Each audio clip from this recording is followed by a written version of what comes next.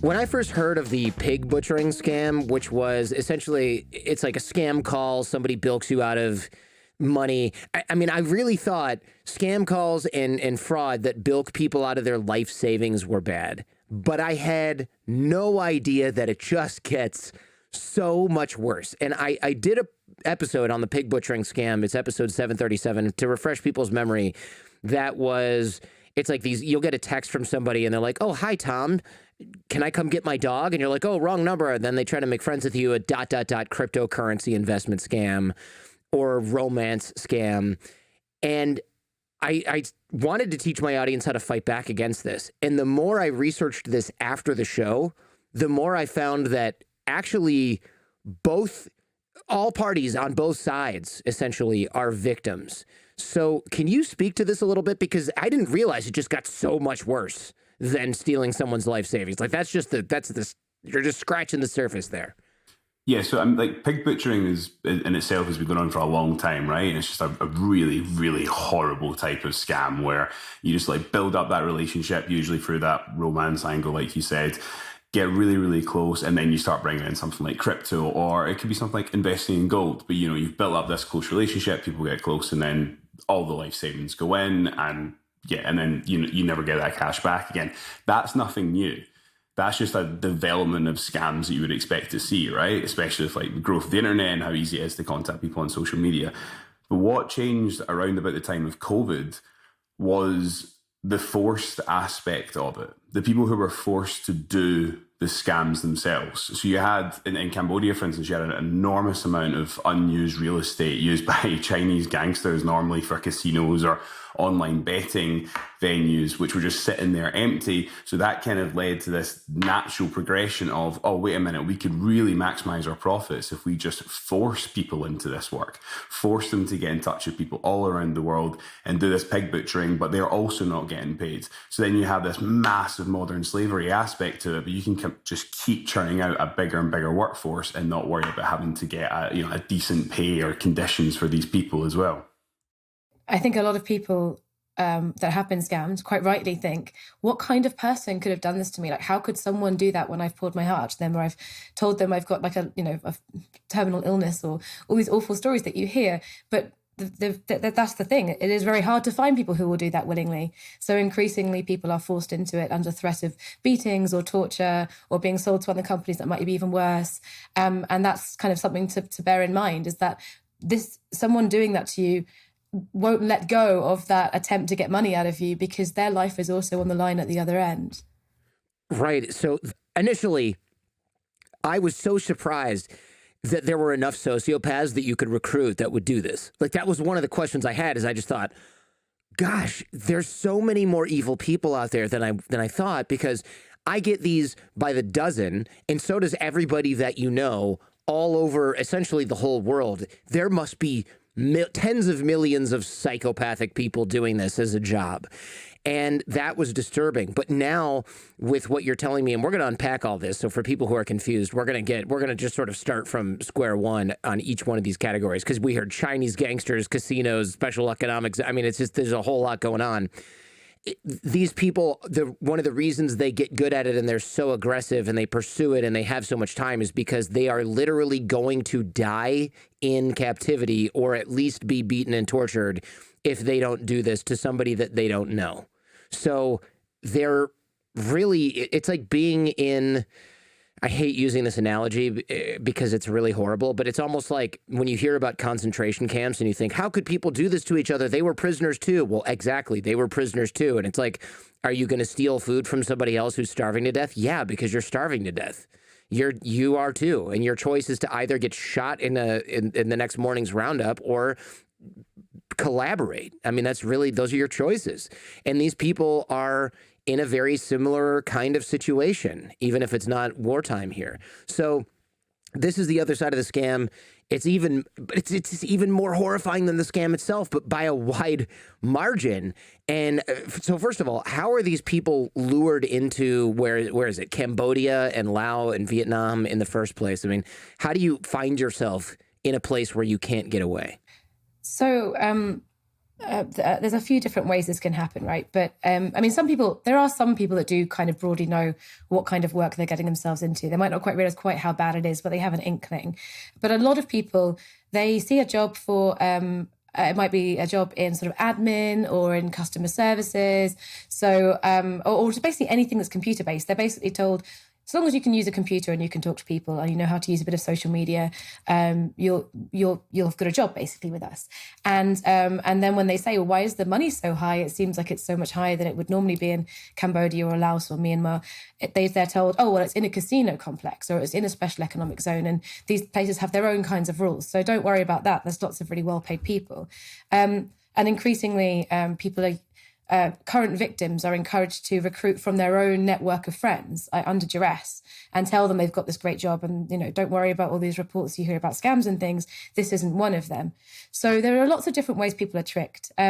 We actually spoke to, really recently, we were coming back from the Golden Triangle Special Economic Zone in Laos, which is also called King's Romans, which is basically this bizarre place that's a kind of lawless zone of its own that's built around a casino or a couple of casinos owned by this Chinese gangster called Zhao. And as we were leaving, we went in because you can go in kind of as a tourist and leave back into Thailand, which is across the border. As we were leaving, we met a couple of people who'd just been released for various reasons. They'd finally been released after 3 or 4 months of being told they couldn't leave. And they were just so desperate to get out of there. And we kind of helped them get across the river and get to safety in the next town over. And they told us, one of the women told us that she had been told that she had a job in Thailand.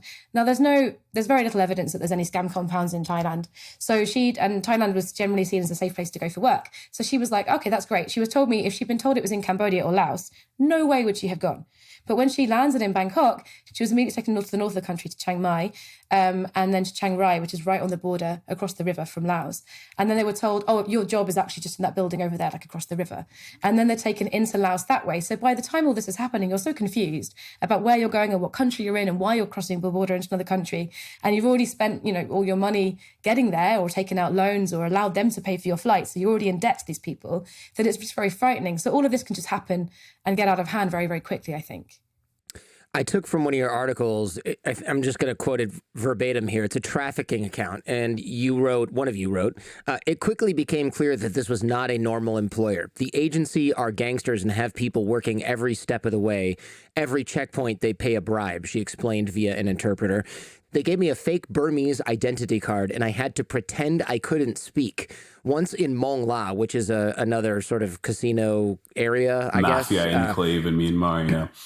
A mafia enclave? Wow. Okay, we're going to unpack that in a second. Her excitement at the big city lights evaporated when she discovered the agent had fled with her first month's paycheck, and she was not allowed to leave the club, which doubled as her accommodation unless accompanied by an armed guard. They were afraid we would run away, she says. The PR girls, because I guess they said you're going to be working in PR, like social media marketing or something.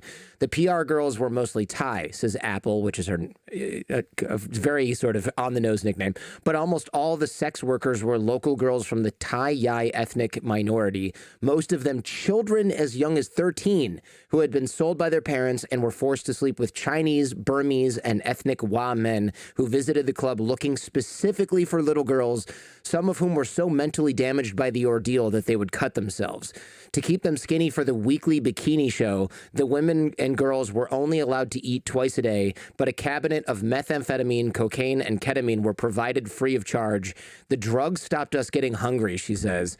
I mean, barf is the only reaction any reasonable person can have to this kind of thing. And I know people were like, wait a minute, I thought we were talking about scams. What is going on? Sex trafficking? How that escalated way too quickly for me. This is kind of where there's a smoke, there's fire kind of thing, right? Where you have scam call centers that are already breaking a law and you have illegal gambling or legal in these zones gambling. It's kind of like, why not have wildlife trafficking, illegal logging, sex trafficking of minors, drug dealing, right? These places where this is going on are seemingly totally lawless. Can we talk about why these places aren't having the fear of God put into them by the governments in the area? So a few things. So first of all, sex trafficking. I think that's something that more people have heard of, right? The idea that you get lured into a job and you think you're going to be a waitress, and it could, whether you're from Eastern Europe or you're from Thailand, and you end up as a forced sex worker, right? That is something that's quite known now. And this, basically that laid the foundation for what we're looking at now, where they use the same tactics to recruit people, but in so many of these villages in, say, Vietnam, where they have historically got these sex workers from, people are starting to get wise to that after decades of education, saying, hey, listen, these jobs as waitresses, you're probably going to end up in forced sex work, right? So they're like, oh, no, I know what to look out for with that. And now it's changed. And now it's changed, and it's grown to this just terrifying scale where these organized crime groups dotted mostly around Southeast Asia, but other places that me and Lindsey have documented as well, which we can go into, have found ways that you can just be completely above the law. So this all really, really kicked off in Cambodia, and Cambodia is in a way a safe and stable country for a lot of people. People go backpacking and have nice holidays there, and the worst thing will probably happen to you is having your phone stolen out of your hand in a tuk-tuk, right? And it's safe, so people don't expect it to be organized crime run hellhole. But at the same time, it really, really is. And there's so much to that. And a lot of it is basically from this kind of post-war country that fought the Khmer Rouge and then the Vietnamese for decades.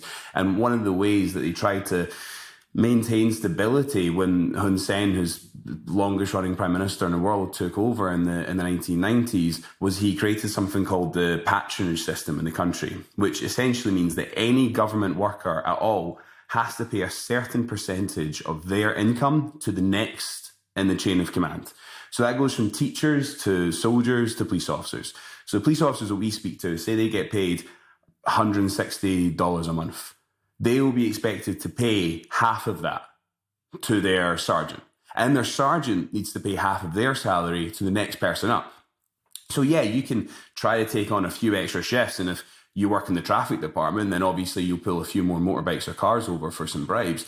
But if you're really, really struggling to make rent and pay your boss, then what you're going to do is you're going to let the trucks full of luxury timber go through. You're going to let the trucks full of meth and heroin go through, or you're going to start getting involved more directly in things. And that's why we know police and military that are directly involved in selling weapons and so on. This is a natural progression of that, where you're able to have huge compounds where the landlords are paid off and that money trickles down, rather than it being an act of corruption from some bad apples. They say it's an inherently corrupted criminal system. And at the same time as that, it's similar kind of networks operate in different places. Myanmar is different because it's in a full-scale conflict, so you can get away with even more there. But one thing that we've looked a lot at is how the Chinese have their Belt and Road Initiative, right? It's a massive infrastructure project where they're spending billions and billions of dollars around the world to build railways, bridges, roads, and huge development. I mean, a lot of that means that minerals in Africa, Latin America, and Asia are just put on a train and sent straight to Beijing. But there's a lot of money coming into these different countries. But at the same time, a lot of organized crime groups have piggybacked off that, especially in Southeast Asia, and have made themselves sound like a legitimate organization that you can trust. And they get in there through places like special economic zones, where the Chinese government organizes a unique deal with the host government where you don't pay tax, you don't have too much oversight. So these criminal groups can come in and just set up enormous compounds where thousands and thousands of people can be held against their will in barbed wire, and you can see it from the road and no one stops it, because the entire system has been criminalized. It is in essence what a true mafia state is. This is so crazy. So you're going to talk with that accent the whole time, huh? Sorry, man. No, it's all I can good. translate if you need. No. I actually find it really charming, and I'm very jealous that I just talk like this and you get to walk around talking like that. Everybody, it must be so awesome, unless people can't understand what the hell you're saying, and then it's not as awesome. It's awesome until you go to a place where English is not the first language and people are like, wait, slow down? What are you talking about? Yeah. But otherwise, it works really well. And I assume people in the United States ask you to do sort of fat bastard Austin Powers imitations every single time. It's usually them doing it to me. You meet an American, they have to try their Scottish accent right away. The problem is when you're in non-native English-speaking countries is I usually have really smart non-native English speakers who translate my accent for Americans. That's really funny because I understand you, but I know I'm going to get emails like, "Hey, I had to give up on that one, man. I live in France, and I just couldn't do the Scottish." Okay, so the special economic zones, I want to sort of highlight this because I think people are still like, "But wait, why doesn't the government of Thailand go in and get their people, or Vietnam, or is it just because of corruption?" The special economic zones, they're kind of like these self-governing statelets. And they're conduits for human trafficking and all this other illegal activity for the reasons that you mentioned, but they're deliberately in many times between the border. So like you leave, let's say Laos to go to Thailand, and there's 400 yards or meters or whatever, and in that or 1,400, what do I know? And in that little space, there's a couple of buildings, and they just happen to be casinos, and they're not governed by the law of those countries because they're not actually in those countries. Am I close? Yeah, it varies from country to country, and how corrupt the government of that country is, right? But certainly, so the worst one is the one we were talking about that's in Laos, that is run by a Chinese gangster, and he has leased that land for 99 years.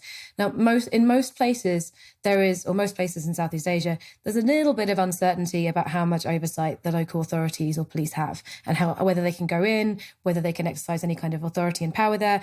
But this one in Laos, this is complete Wild West territory. The guy runs it like his personal playground.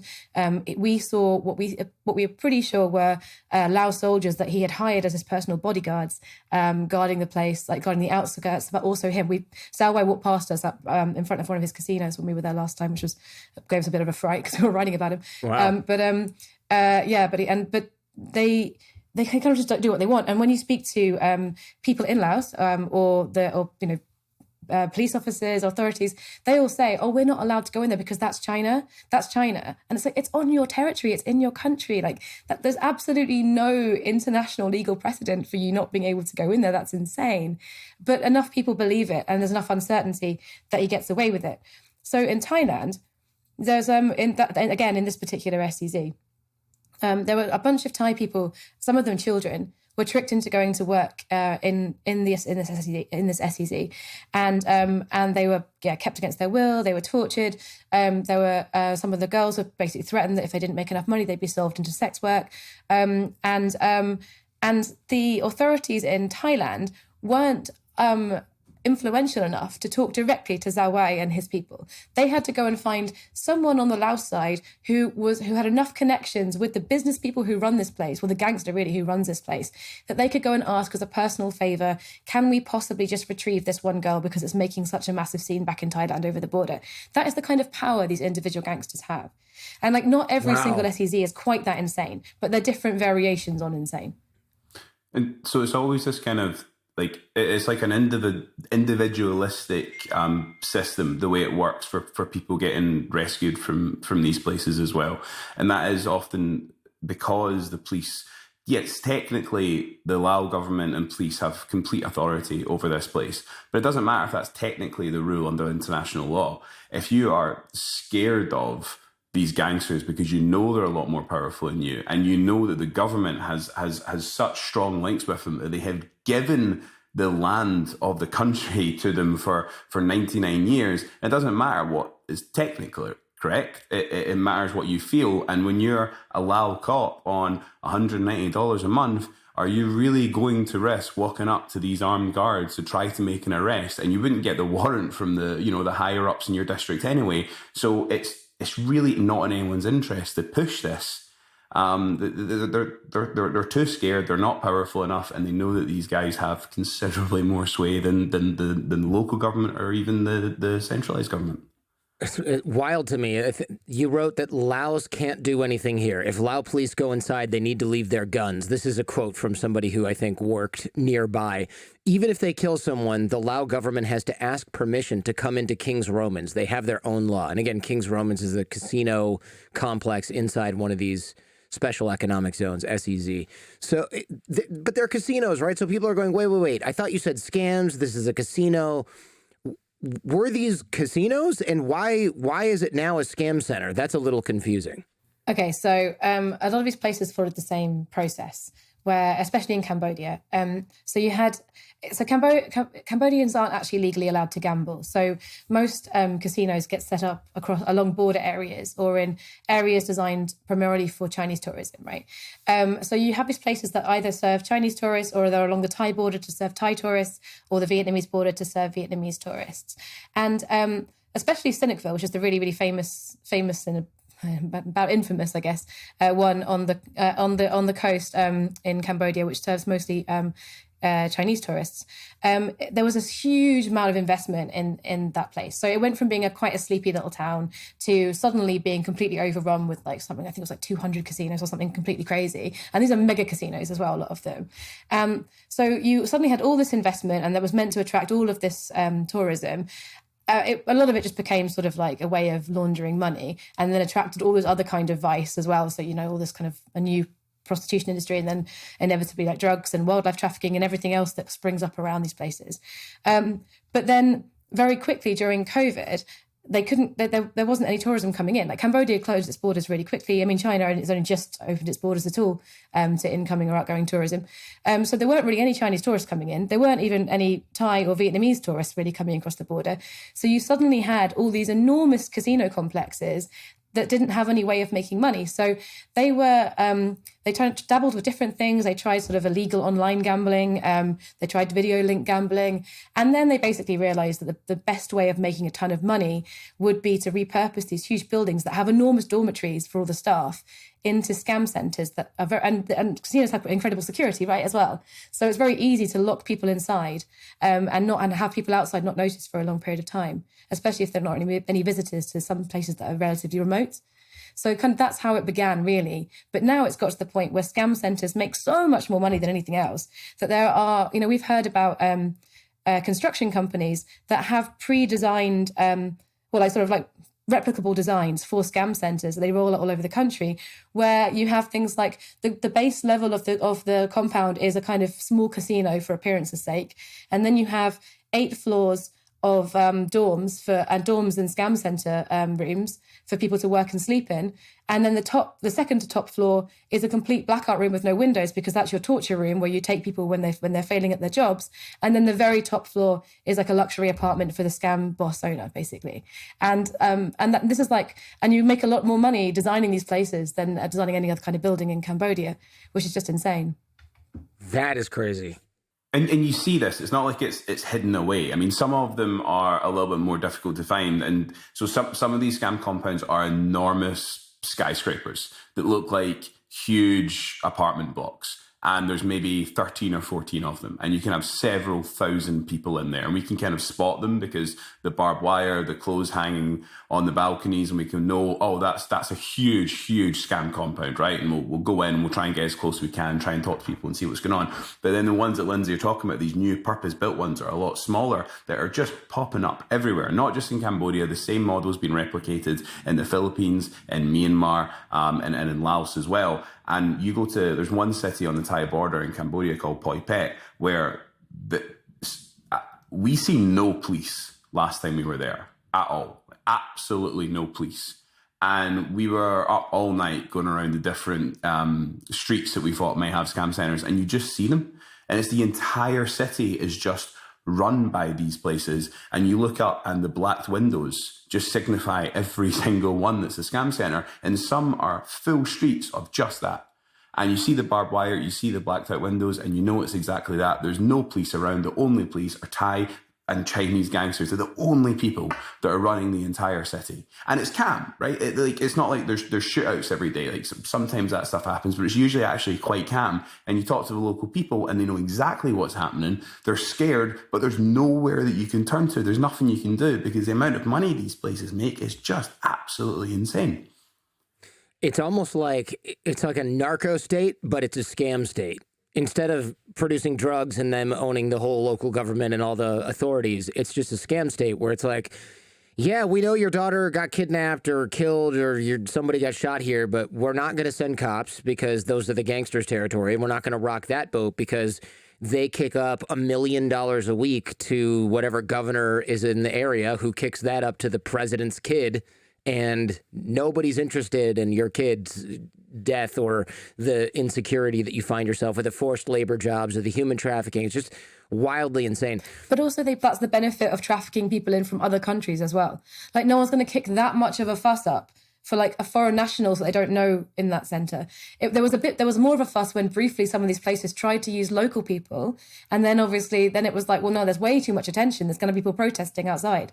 But when you start just bringing people in from abroad, no one's fighting their corner in the country and they don't have any power in that country. The same kind of thing happened with sex work trafficking, like in the early days as well, and it still does in certain countries where they tell you can try and leave this brothel if you want, but bear in mind, you don't have a passport, you're not legally in this country, you will be arrested for illegally being here. And that is what happens, especially in Cambodia. So we were trying to help one girl that was taken into one of the compounds a little while back. And a few weeks ago, she got in touch with me to see if there's anything I could do. And I was asking around different kind of NGOs, different international police organizations that are involved in the country, like, is there anything we can do here? Asking some police contacts, are like, no, we know that compound. There's no getting anyone out of that. And then she messages me saying, they're going to traffic me to Myanmar at 10 o'clock tomorrow night. And once you go to Myanmar, the chances of getting you out are just so much smaller because you're in a full, conflict zone at that point. And phoned up every possible contact we had. So we just thought, like, lost a few people who had been in contact, and just trying to do what you could to get her out. And everyone, like, loads of people pulled together. I put it on Twitter, like, look, she's going to get sent out tomorrow. Can people please just rally? Can we just get this one girl out of this compound? So, like, drove out to the compound, middle of nowhere, like, terrifying little border town of just one casino right on the Thai border, where it's just a dirt track that leads over into Thailand with absolutely, like, no border patrol whatsoever other than in one certain point. And when I was phoning up trying to help, she messaged me saying, cancel whatever rescue you have going on. I said, wait, what do you mean? I didn't even say I was going to do it. She went, they know a journalist has been speaking to the police and the authorities. They know that you've been trying to push for my release. And they said they'll beat me again. They'll torture me again if you come tonight. And she explained that it was just a few weeks back, one person escaped from the compound. And when they did, the police dragged the person back into the compound. And they then tortured that person in front of everyone else who's entrapped inside this scam center. But we got really, really lucky, and I think it's just because it went quite up the chain, and we had, like, the Thai authorities, and we had, like, Thai police, and we had, like, a local militia who have, in a weird sense, kind of befriended near the Myanmar border, and they were waiting with guns. And there's a Thai police officer called, literally his name is Big Joke, and he was waiting because he's looking to raise his profile, and he wanted to arrest these guys when they crossed into Thailand. And something happened where it went senior enough up in the Cambodian police where someone made a decision, she leaves. So they came in and they got her just a few hours before I got there. And then when she gets sent back to the safe house, I'm thinking, okay, she's finally safe. But no, then the police invite in the people who had been holding her captive to the police station to continue to threaten her, say that you owe us money. And then the police would say, well, it sounds like you owe them money. It sounds like we've got a situation here where you're going to have to pay them back the money. And they were denying her the right to speak to her embassy. Then they started saying they were going to charge her for illegally working in the country. And then they wanted a drug test her and all of these different threats. Eventually enough pressure again from international agencies, some who are really helpful, others less so, and then got her to Phnom Penh. Now she's stuck in a different police station. And we don't know how long she'll be there, but at least she's kind of safe right now. But it goes through each stage of, like, government bureaucracy and police, where either they want a payment to let this one person go, or they know that the biggest employers in town is the huge scam compound, and you don't want to piss them off. So even though it's just one person, that's enough to bring the human traffickers into the police station and allow them to continue to threaten the person that you just rescued. And the only reason that you rescued her is because someone big enough just said, right, take her out. She's causing a bit of a problem. That's so sad, and it makes it seem really hopeless. Now, I know this kind of stuff can be difficult to hear. Believe me, I understand.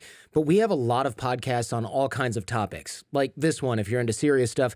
But we have shows on lighter topics too. Emmy-nominated comedians, billionaire investors, Fortune 500 CEOs, and of course, organized crime figures, legendary Hollywood directors, Russian spies, arms traffickers, undercover agents, rocket scientists, neuroscientists, and more. So check out The Jordan Harbinger Show anywhere you find your podcasts. Now, back to the show. Your articles have a lot of examples of Malaysian nationals who say they paid a broker to go work in a casino and now they're stuck in these scam jobs. Children as young as 13 and 14, girls mostly, obviously for the sex trade, which is disgusting. And they're relying on, or I should say they're using and leveraging the fact that there's the pandemic, there's increased job insecurity, financial desperation, weakened enforcement. Kids are on the internet learning, using the internet to talk to each other. So they've got recruiters on there as well. And so, yeah, they're falsely recruiting these people, but then they're stripping them of their passports. They're taking their identity documents. They're moving them from country to country. They're putting them in debt bondage, like you mentioned, forced labor, beating, sexual abuse. I mean, it's crazy. And I know that you've seen a lot of this stuff firsthand. How did you even get wind of this? And then how did you, frankly, get the stones to go out there yourselves? I don't think I would do that. So right. It seems dangerous. So we've been both of us have been based in Cambodia for quite a long time. And then Cambodia was kind of incredible. Cambodia didn't really get a COVID outbreak until a year into the rest of the world's COVID outbreak, basically. So it was about April 2021 when they had their first community outbreak. And we started being really confused by the fact that there seemed to be mini outbreaks around the same time at all these different casino towns. And we couldn't put our finger on why there were outbreaks at those casino towns at first. And then we'd figured out as much as we're pretty sure people are being trafficked illegally and they're not going through all the normal, the normal entry points. They're not being tested for COVID on entry. And we think that's why there'd been a few kind of outbreaks, right? But around the same time, a couple of other really amazing journalists that we know and that we're friends with were also looking at specific compounds where they'd got murmurs that there were people inside being kept there against their will. And then it just all kind of exploded. We realized that, all of these casino places had been repurposed as scam centers. And then one by one, it just turned out there were just more and more of them all over the country. But at this point, everyone's attention had been on Cambodia. Not there was like masses of attention outside Cambodia, but all the attention that there had been on Cambodia. We then happened to be traveling around Southeast Asia working on an unrelated project. It was to do with wildlife trafficking and environmental crime.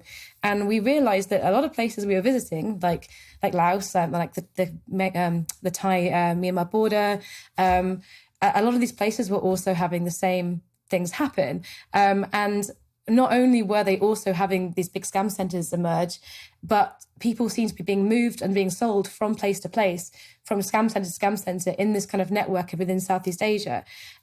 So we kind of realized that a lot of these places were linked, and a few of the same names kept coming up. So some of the investors, there's a couple of dodgy people like Broken Tooth, his name comes up a lot. Wang Kok Kwai is a Chinese gangster. He's a member of the 14K triads, who he's already been in trouble enough times in China that he'd left Macau, where he originally had interest in casinos, and then ended up in Cambodia with interest in casinos, and is now a chief investor in Shui Koko, which is an absolute hellhole of a casino, lawless gambling town, gangster town in Myanmar. So we saw all these things kind of starting to connect up. Around this time, in Cambodia, the Cambodian government had enough pressure from enough different people that it was quite embarrassed. It had also been downgraded in this report called the TIP report, which is Trafficking in Persons report. And if you get downgraded to a certain point, then you start actually losing access to international funding and things. So they were downgraded because they were doing absolutely nothing about this modern slavery crisis. So they panicked. They made a big show of closing down a few of the most notorious places, like this place called Kaibo in Cynicville. But then it became really obvious really quickly that actually people were just being sold to other companies or moved around or moved out of the country. We then also, we were trying to figure out how money was being laundered from, because a lot of it ends up in cryptocurrency, but we were trying to figure out how else it might be being laundered. And we did a visit to a few places in the Balkans that we kind of had it had a few hints that there might be connections.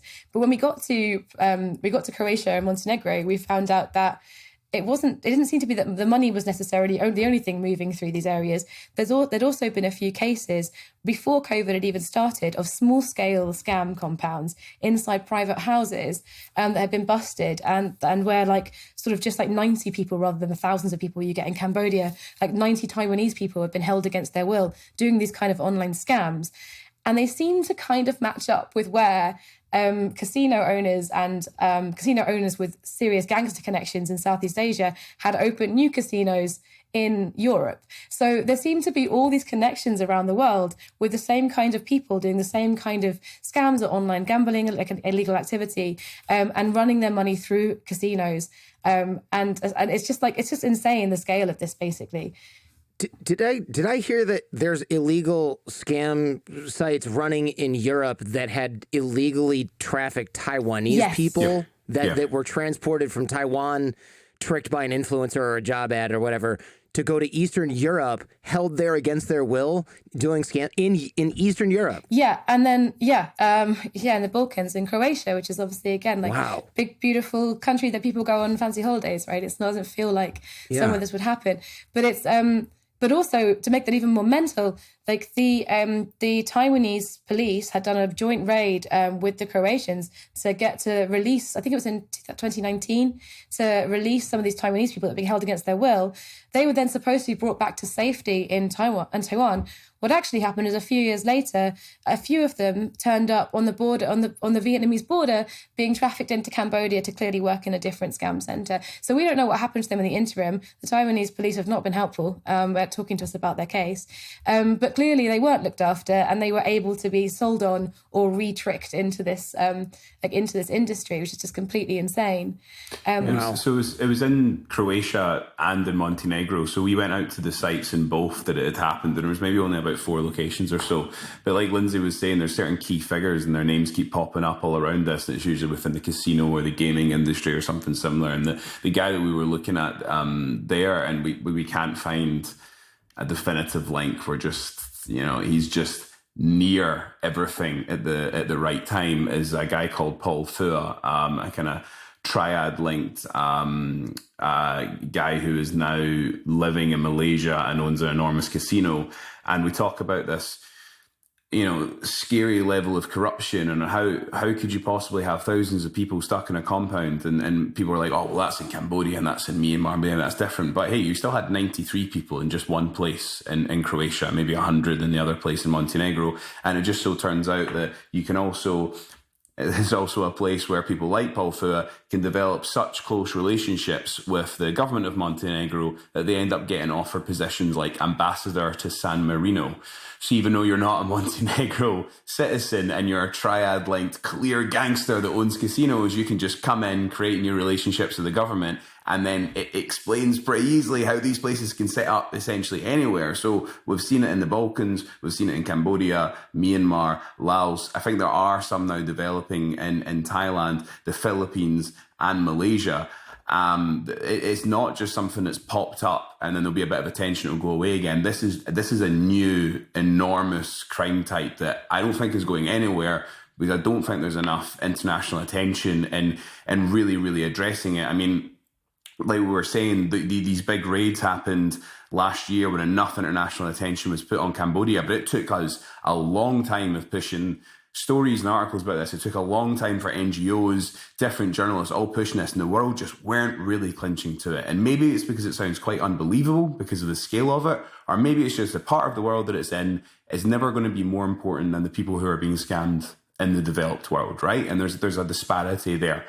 But when that happened, Cambodia shut down a few places, made a big song and dance about it, and then it's all just grown massively again since. So there's no sign of this stopping. And since they did their little sham raids, where actually a bunch of people were arrested for labour and immigration offences rather than the actual traffickers, since they've done that, they've been bumped back up again on financial regulation awards. So Cambodia is kind of out of the woods of getting financially blacklisted because of a few different sham raids. So they just did enough box ticking.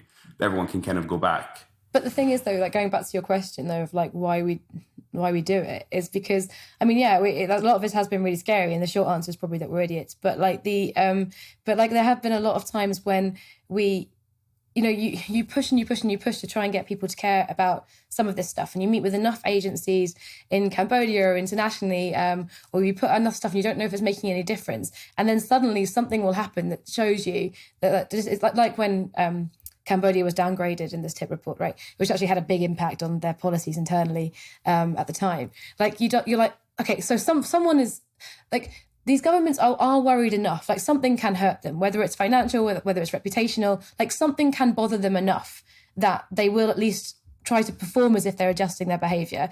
And so you always have this little dangling bit of hope that something will be the magic bullet that will change this industry in some way, if that makes sense.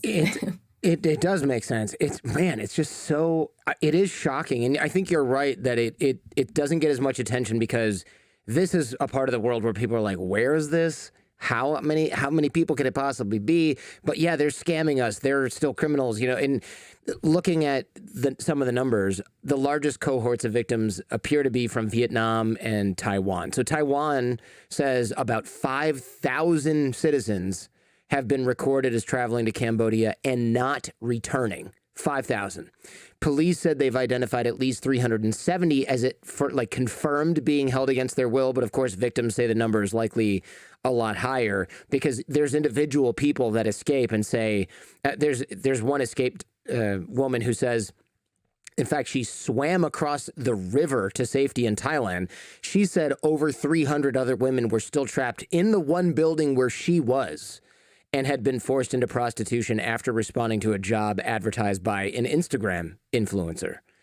So how many people do we think are actually trapped here? Because if there's 5,000 just from Taiwan that the government has confirmed, and then there's 300 in the one building where the one person escaped, has anyone done the math on this? I mean, even the Cambodian government admits there must be at least hundreds of thousands of people in Cambodia alone. Hundreds of thousands. They say that 100,000 is what they roughly estimated. Right. Okay. That was last year. That was a lot. But the Global Anti-Scam Organization, which is tracking a lot of this, thinks there's about 500,000 people in Southeast Asia. So these are crazy numbers. They're 500,000. Yeah. And again, just like emphasizing that thing that you can just see it.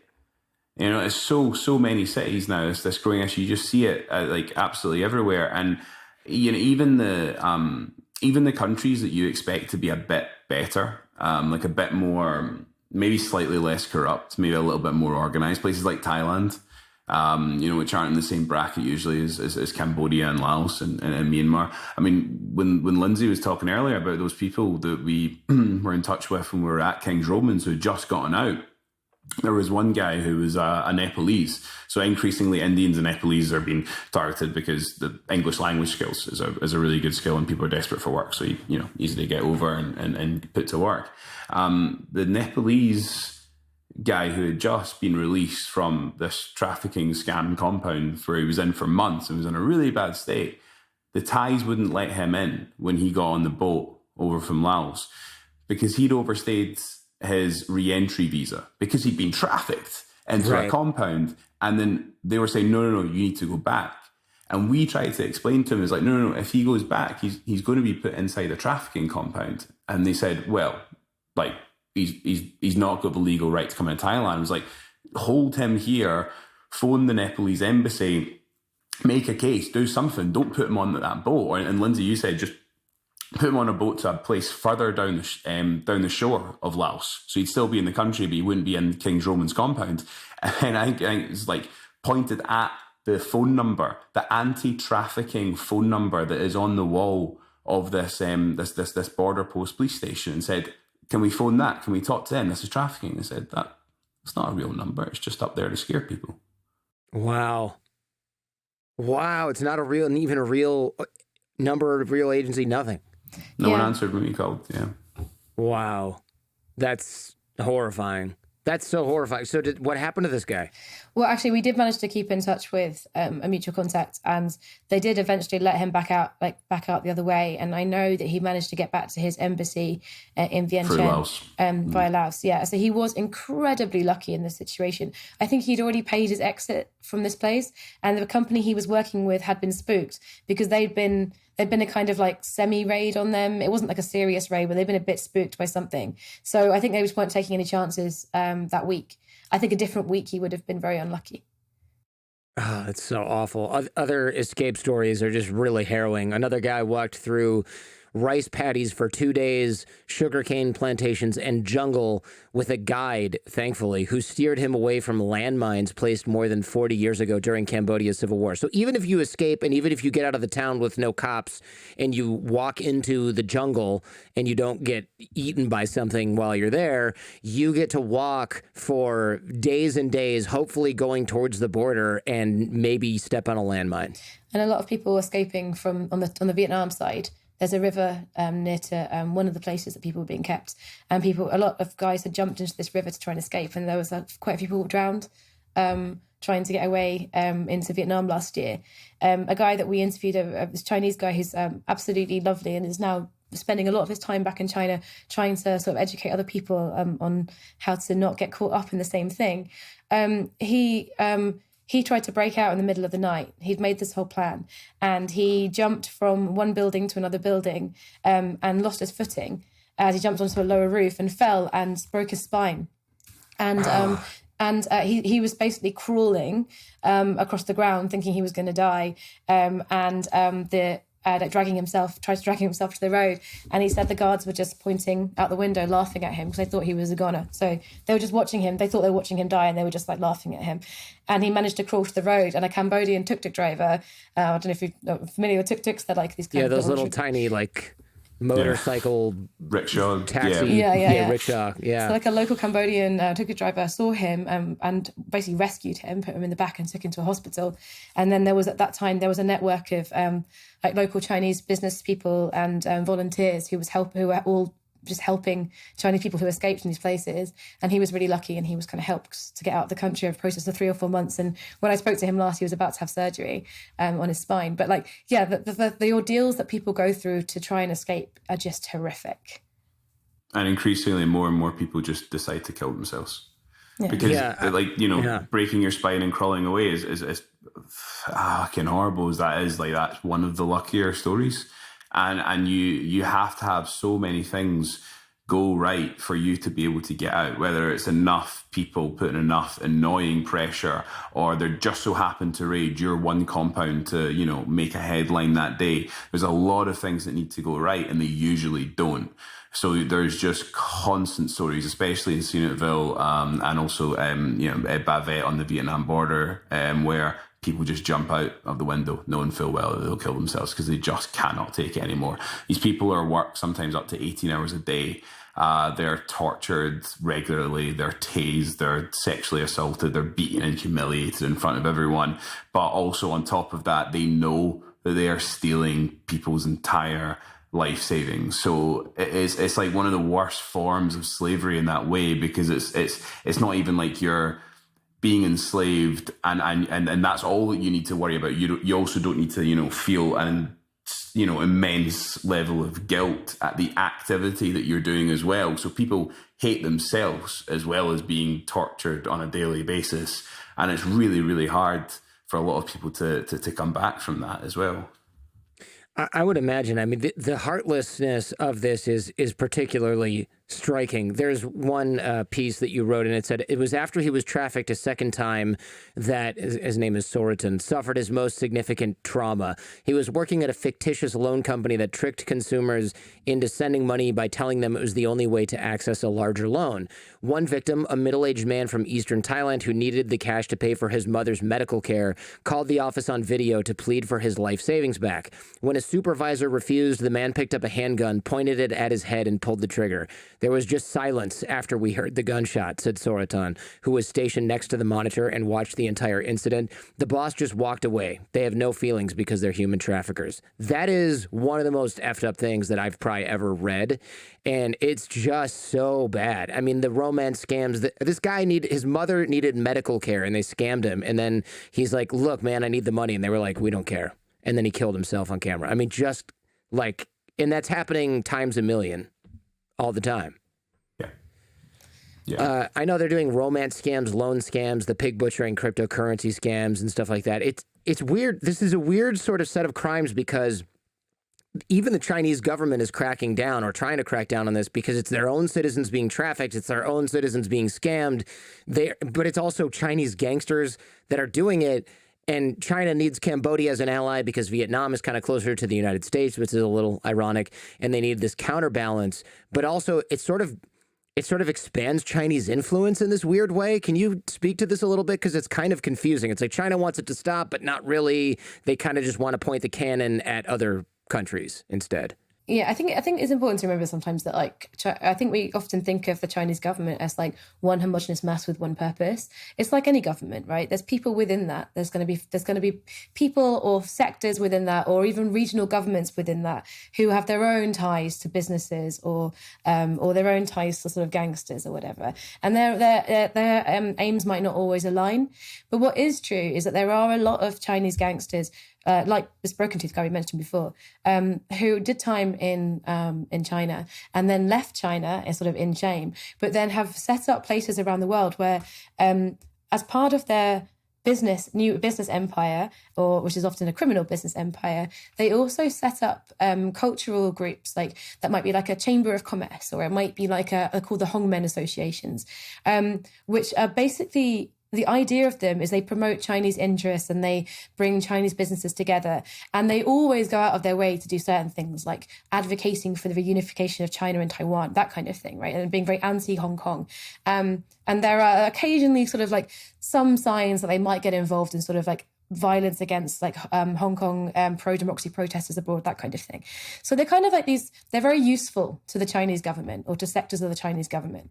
And one thing that we are really, really scared about right now is it came out last year that the Fujian government, or the Fujian Police Department, I think, in China, which is like a place in China, they've set up 54, I think, so far, sort of illegal police stations around the world in all these different countries, like secret police stations, which they said were partly to tackle local crime and things like scams and online gambling, and deal with their citizens and persuade them to come home if they break the law. There have been quite a lot of signs they've actually been quite involved in trying to influence politics in different countries, and that they also are sometimes used to, let's say, a Chinese student is found to have said something that wasn't very flattering about China during a history lesson at uni, a history class at uni, then they maybe bring them in and just have a quiet word with them, remind them they're an ambassador for China, they know where their family live. And it's like, and it's very, very sinister. But a lot of these places have cropped up pretty much everywhere we've seen the scam stuff, right? So they're in Cambodia, they're in Croatia and Montenegro. They're everywhere you see the scams. So we're still trying to like figure out exactly what their relationship is with these scam guys and whether they are kind of furthering the interests of the larger figures while helping to keep down any smaller players, that kind of thing. We are very concerned that there's two of these in London and one in Glasgow, which are our two hometowns. But also where they seem to have been set up. The one in Glasgow has been set up above a Chinese restaurant that has been linked to the triad since the 80s. Known triad restaurant, yeah. Yeah, Wow. Exactly. And like the ones in London seem to have been set up in the business premises of Chinese business owners who, at least one of them has some pretty dodgy connections with Chinese gangsters in London, people who have been done in the past for massive money laundering, for brothel keeping, for drug trafficking, but it's sort of the whole cohort really. So we're still trying to tease out exactly what this relationship is between these sort of envoys of the Chinese government and police around the world and these pretty horrific local gangster-run businesses. And that's going to take us a long time to figure out. But yeah, it is really scary. And it can almost sound like a little bit conspiratorial, saying like, I was just going to say, it sounds like a conspiracy theory, like, oh, the Chinese have secret police stations. And it's like, people right now are like, oh, come on, Red Scare propaganda. They do.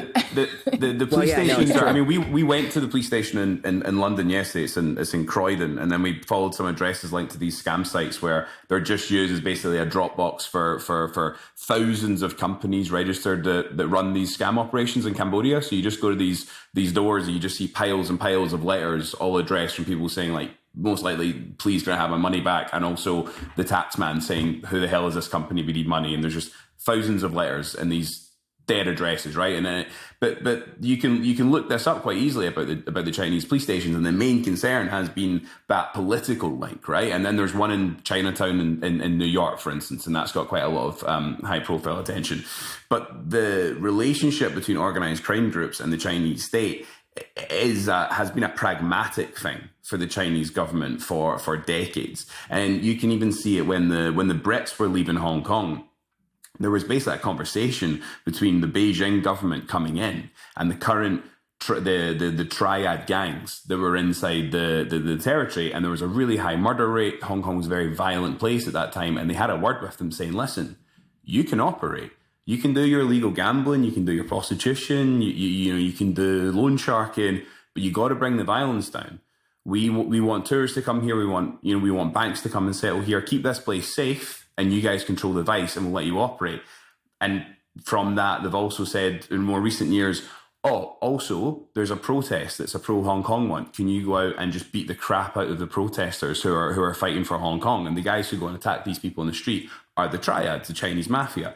But it's now expanded where China have said to organized crime groups increasingly, listen, we don't want you creating any instability in our country. And that goes for drugs and for violence, for moving weapons. But we will turn somewhat of a blind eye if you go and operate in different partner countries that we have around the world, where you can do some criminal activity, but the exchange for that is you don't take the piss too much. If we say calm down on some things, you do that, but also you act as a pro-China mouthpiece through semi-legitimized Chinese business organizations, and then we won't look too heavily into what you do in the special economic zone that we give you. So there is a relationship between Chinese organized crime and the Chinese state at some levels, because you cannot have tens and tens of thousands of slaves in enormous slavery scam compounds just on the countries bordering China right next door. You cannot have that without some form of permission from the Chinese state. There is a strong relationship there, but it does change, and it's complicated to understand. And there are Chinese police trying to stop it, and Chinese government, but there are ties with the government to these organized crime groups that are incredibly strong. There's also been a marked shift over the last couple of years of these places primarily targeting Chinese speakers on the Chinese mainland to targeting Europeans and Americans, Australians, but also Chinese speakers in these countries. So I think there probably has been a point at which the Chinese government's had a bit of a word with people and been like, you're embarrassing us back home. Can you change your target audience to other people around the world? I think that's probably an arrangement that's been reached. I wondered about that because I was thinking, do they just scam Chinese people, and then either the population got so educated that these are obviously scams that it didn't work, but there's a lot of people in China, right? So I feel like you'd never run out of victims. Or, yeah, my question was, or did they say, hey, look, if you're going to steal from people, don't do it in a place where they then report it to us and we have to do something about it, and we can't. Do it to Chinese people in Canada. Because we all get these scam texts, but for some reason, and I don't think I'm alone on this, but I've definitely got more of them in Chinese, which is weird because while I can read Mandarin, they don't know that. And why am I getting voicemails from them in Chinese? Why am I getting Mandarin texts? Why are they always Asian women? Some of it is probably targeted because I do podcast episodes like this where the CCP is, I mean, I've had agents of them come after me for various things or try and trick me to do things. But a lot of it's just scammy stuff, and I found that if you do an image search on the Chinese internet, you can find the picture that they sent me, even if it's not on the United States or the rest of the world internet. But some of it is definitely just in Chinese. And on previous episodes of the show, on the episode that we did about the pig butchering scam, which again was episode 737 with Winston Sturzel for people who want to go check it out, we actually crafted a response text in Chinese that said something like, actually, this number belongs to, and I can't remember if it's like the Minister of Agriculture, Secretary of the Agriculture, lose my number. And it's all in Chinese. And a lot of times people would respond and they'd be like, wow, I'm really sorry. It's a wrong number. Please forgive me. And they'd use all these honorable terms. But now I'm like, crap, people on what if the person texting me is actually just in a cage, essentially somewhere in Cambodia? Now I'm scaring them for no reason. Like maybe I got off their phone list, but I'm not really doing anything to help them. I've started saying that to people. So, and I've had the normal text come in, and sometimes it starts off as, hey, do you fancy earning a bit of money working part-time from home? It's not always, hey, I think you look really good looking. Oh, thank you, ridiculous model that would obviously talk to me in real life. But sometimes it's quite like, the part-time work ones. And I've just started saying, are you enslaved in a Southeast Asian compound? And wow. I've met victims from saying that. So at first they go, no, I don't know what you're talking about. And I go, no, it's okay. I'm a journalist. I've written these pieces. I understand your situation. Are you allowed to leave? Are you in touch with your family? And I've had maybe 3 or 4 people who have responded saying, yes, I am stuck. I don't know where I am. I was brought here. I was brought there. And then they would give you a little bit of details and they would say, I'm very, very scared. I'm being beaten. I might be in Thailand, but maybe I'm in another country nearby. I don't know. My boss is coming. I need to go. And then maybe they've got in contact once or twice more, and then the contact usually goes dark. So people have actually responded to that. So I would urge people to say that. The next time someone tries to comment, say like, "Are you being held against your will?" And just spread this around the world as much as we can that people are victims on that other side.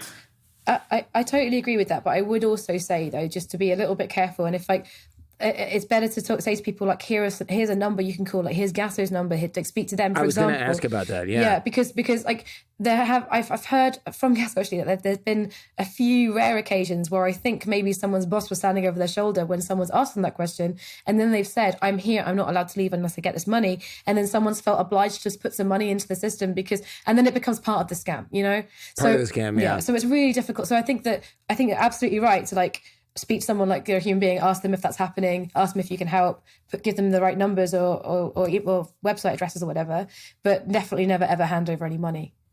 I mean, they are really, really good at doing it. And there's a line that all of the scammers use, which is there's no unscammable person, there's just the wrong script.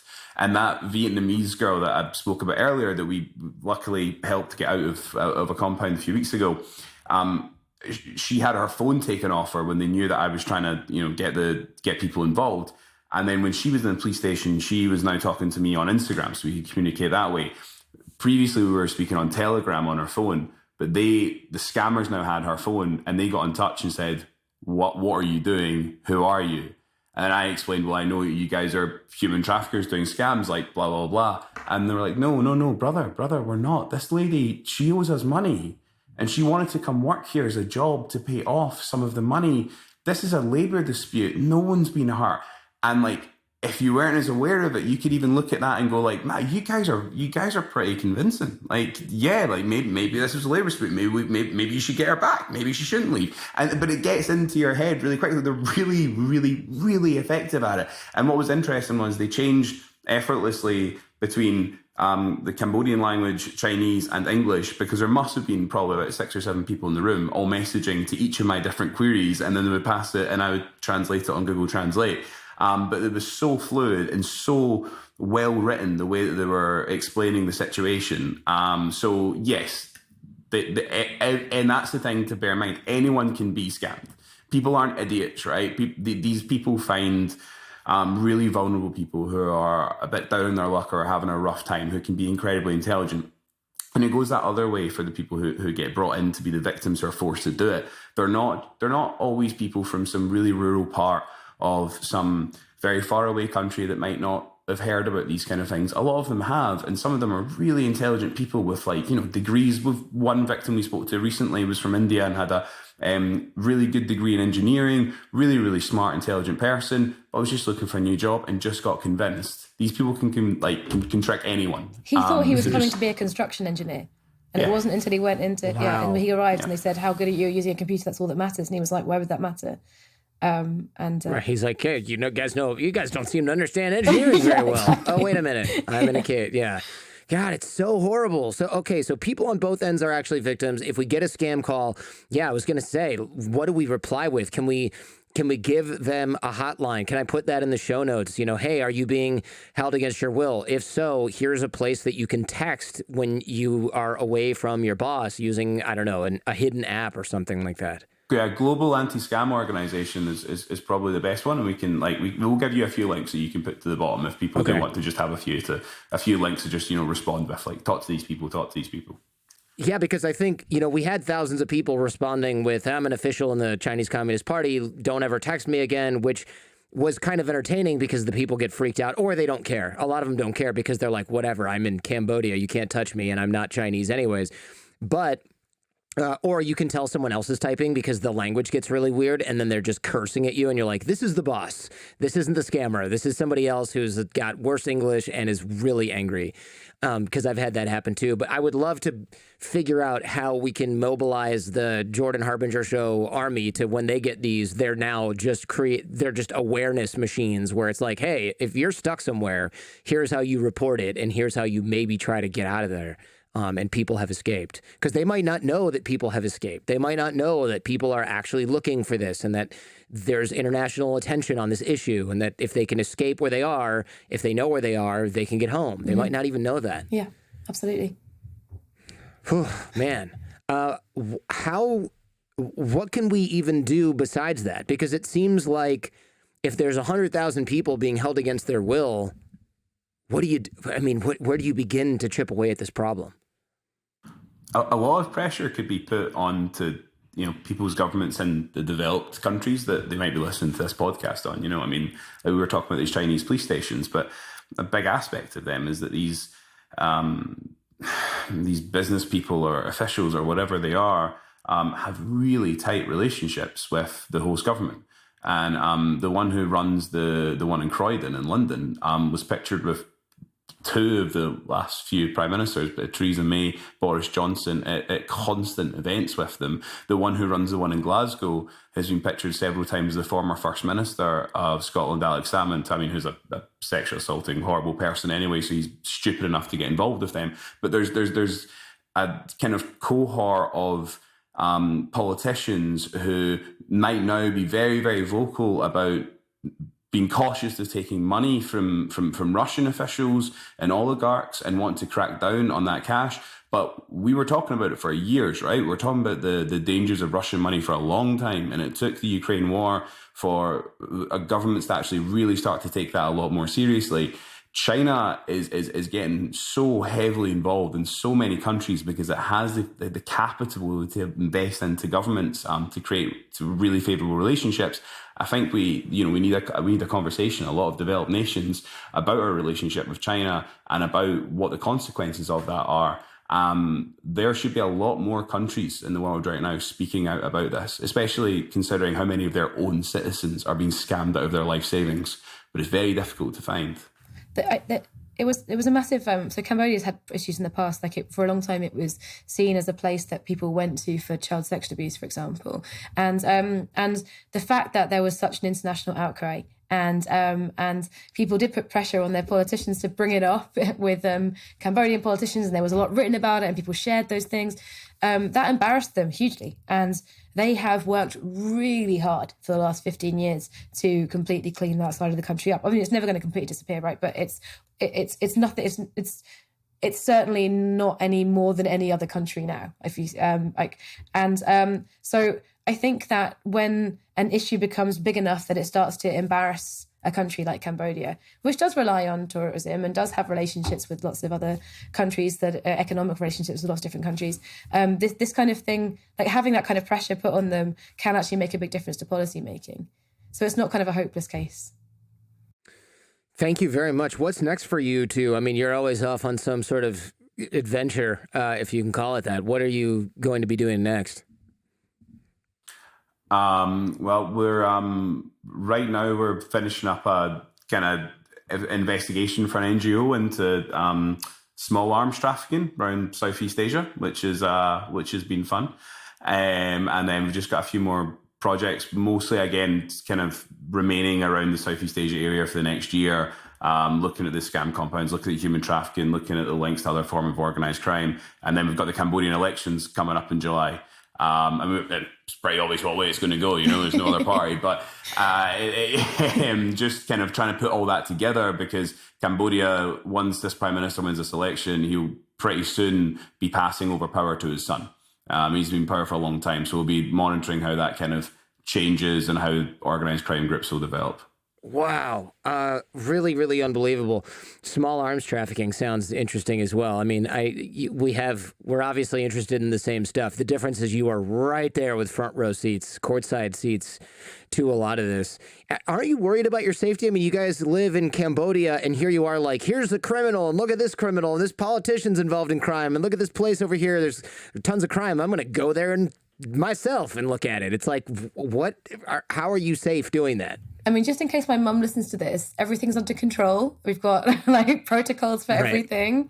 But no, I mean that, yeah, it is nerve-wracking sometimes. Like, I think also though, like, I mean, we're in different kind of dangerous situations. It's like, places in Southeast Asia, like scam compounds where the guys come out holding their tasers, staring me up and down and ready to do something, or in Afghanistan when the Taliban's, looking for a little bit of a scrap. And it's all a bit scary, but also just bearing in mind all the time that you are a white Western journalist with you're still at risk, but the risks that we take are nowhere near what local journalists in places like Afghanistan or in Southeast Asia take all the time.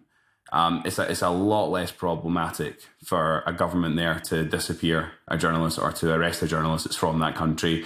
We have the benefit of embassies making a load of noise or NGOs being really vocal. So yeah, it can be a bit dangerous, but it's not nearly as dangerous for us as it is for local journalists and NGO investigators who are really risking their lives. We can actually leave the country when we have something sensitive coming out, whereas our Cambodian colleagues cannot a lot of the time. Yeah. So. That's a good point, although that's not going to make your parents feel better, just so you know. Thank you two very much. Really interesting. We'll have to have you back on sometime. I'm sure there's a lot more we can talk about. But again, I really appreciate your time, and you're doing really important work. I mean, most of the stuff that I've read about this is from you guys, and so I think you're probably on the cutting edge of this horrific sort of stuff, and I think but for your guys' work, we wouldn't necessarily know how horrible this really is. So hopefully that leads to the unwinding of some of this, at least in the long term. Thank you. Thank you. I really hope so, man. Thanks for checking out this entire episode of The Jordan Harbinger Show. If you're interested in exploring this topic further, check out the Jordan Harbinger Show podcast feed.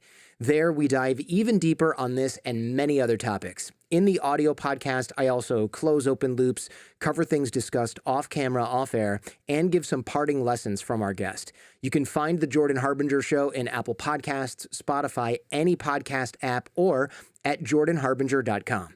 And also, if you found this episode useful, please share it with those you care about. Last but not least, like, comment, and subscribe.